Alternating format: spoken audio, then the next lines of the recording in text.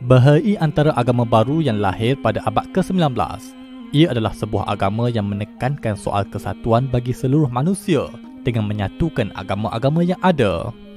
Agama Bahai lahir di Parsi, yakni Iran sekarang. Pengasasnya menggelarkan dirinya sebagai Baha'ullah.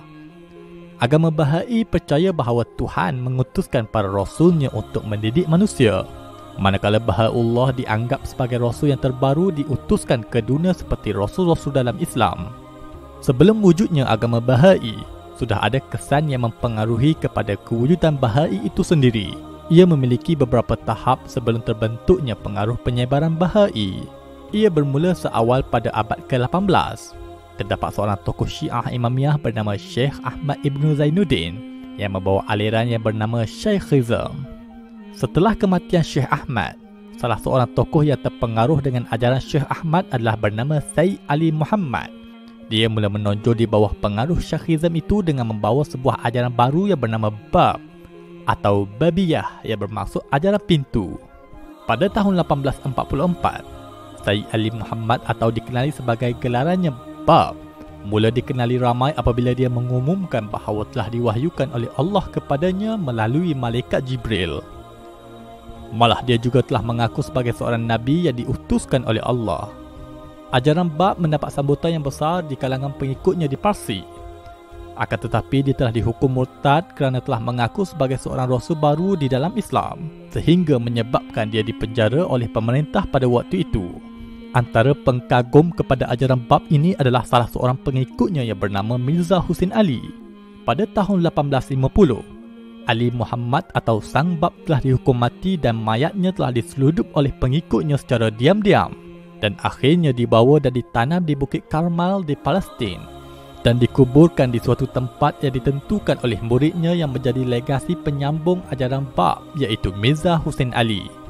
Kubur Sang Bab kini menjadi tempat suci bagi penganut agama Bahai. Pada tahun 1848 sehingga 1852, terdapat sekitar 20,000 penganut Bab telah dihukum mati, termasuk hampir semua pemimpinnya. Mirza Husin Ali yang lebih dikenal dengan gelarannya Baha'ullah merupakan bangsawan Iran yang berketurunan Syiah. Dia juga ditahan dan dipenjara di atas tuduhan ajaran yang dibawa olehnya itu menyeleweng. Pada tahun 1852, ketika Baha'ullah dipenjarakan di bawah tanah di kota Tehran, dia telah mendakwa menerima wahyu seperti yang sama yang didakwa oleh Sang Bab sebelum ini. Dia turut mengaku sebagai seorang rasul. Pada tahun 1863, di sebuah taman yang diberi nama Taman Ridwan, Baha'ullah telah mengumumkan misi wahyu yang diperolehinya kepada para pengikut Bab yang berada di Baghdad. Dan sejak itu ajaran Bab mula dikenali sebagai agama Bahai. Pengaruh gerakan Bahai juga mendapat sambutan yang meluas.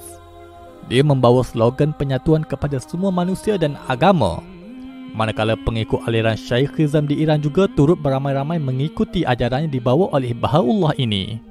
Pada tahun 1868, Baha'ullah telah dipulaukan oleh pemerintah Turki Osmaniyah ke kota Acre di Palestin, yang mana pada waktu itu tempat ini dikenali sebagai penjara bawah pemerintahan Osmaniyah. Akan tetapi pada ketika itu agama Bahai yang dibawa olehnya mula melebar ke Iran, Iraq dan Palestin. Ini kerana tulisan-tulisan Bahai yang ditulis di Iraq telah menjadi rujukan utama bagi penganut agama yang dibawa olehnya.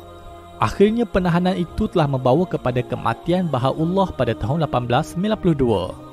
Kini kota Acre telah menjadi kiblat bagi agama Bahai. Setelah itu agama Bahai diteruskan oleh salah seorang anak Mirza Husin Ali. Anaknya itu menggelarkan dirinya sebagai Abdul Baha. Dia juga berperanan untuk memperkukuhkan struktur keagamaan Bahai. Abdul Baha melakukan misionari sehingga dia meninggal dunia di Haifa, negara haram Israel pada tahun 1921 dan dikuburkan di salah satu ruang dari kubur Sang Bab, tanah suci bagi penganut Bahai. Setelah matinya Abdul Baha, kepimpinan Bahai diperturunkan kepada cucu sulungnya yang bernama Shoghi Effendi dan dia diiktiraf sebagai wali Bahai. Shoghi Effendi banyak menterjemahkan kitab suci Bahai bagi melaksanakan misionari dan mengembangkan agama Bahai. Dia juga banyak membentuk rangkaian agama Bahai di seluruh dunia termasuklah komuniti Bahai di Indonesia. Agama Bahai berkembang pesat khususnya di dunia ketiga. Shoghi Effendi meninggal dunia pada 1957. Bahai membawa 3 prinsip utama iaitu kesatuan Tuhan, kesatuan agama dan kesatuan manusia. Struktur Bahai adalah merupakan sebuah agama yang syncretism. Ia adalah kepercayaan yang menghimpunkan doktrin agama-agama yang ada lalu diletakkan di bawah kesatuan Bahai. Antaranya adalah agama Buddha, Islam, Yahudi, Kristian, Zoroaster dan Hindu sebagai percampuran kepada kesatuan di bawah Bahai. Sebab itu jika dilihat kepada ritual keagamaannya memiliki persamaan dengan agama-agama lain. Konsep ini juga pernah diperkenalkan oleh Akbar di India dengan nama agama Din Ilahi. Mengikut kepercayaan Bahai, sembahyang boleh dilakukan di rumah atau di rumah ibadat Bahai yang dinamakan sebagai Masyrikul Azkar, yang bermaksud tempat pujian kepada Tuhan. Di rumah ibadat itu mereka juga boleh berdoa, meditasi dan membaca ayat-ayat suci Bahai dan agama-agama lain. Rumah ibadat Bahai ini terbuka kepada semua orang tanpa mengira agama.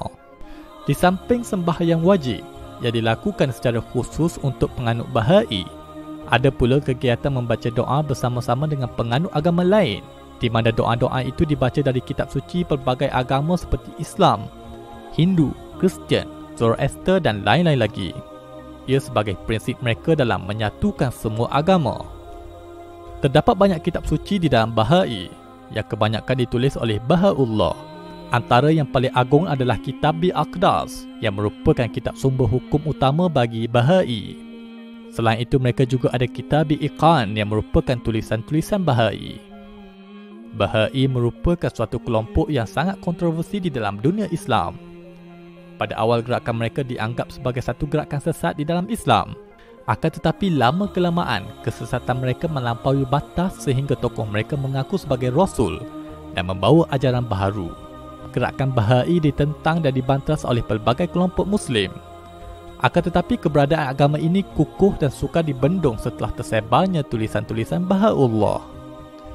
Sehinggalah pada hari ini masih ramai ulama Islam mengkelaskan Bahai sebagai suatu aliran sesat. Kesesatan mereka telah membentuk sebuah agama baharu.